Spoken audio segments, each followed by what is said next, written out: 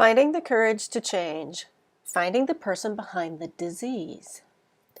The illness of dysfunction creates recognizable behavior patterns. We may see the pattern of being irritable, restless, and bored.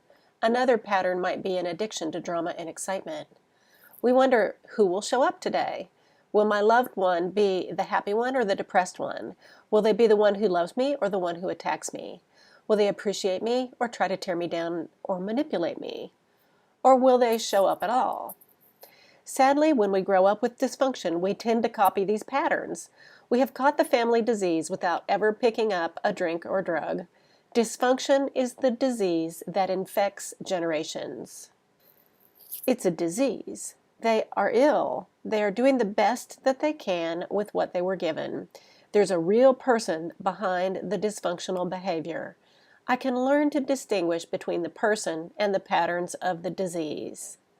I was exposed to the family disease, and now I've got my own healing to take care of.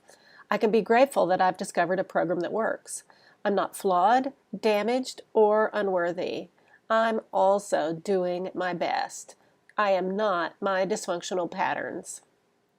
I'm lucky to have 3 generations of family photos.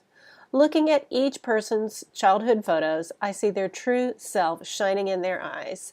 I can reach through the years and reconnect with who they really are. I can see the people that were hidden behind the disease. We are all in this together, and we're all doing the best that we can.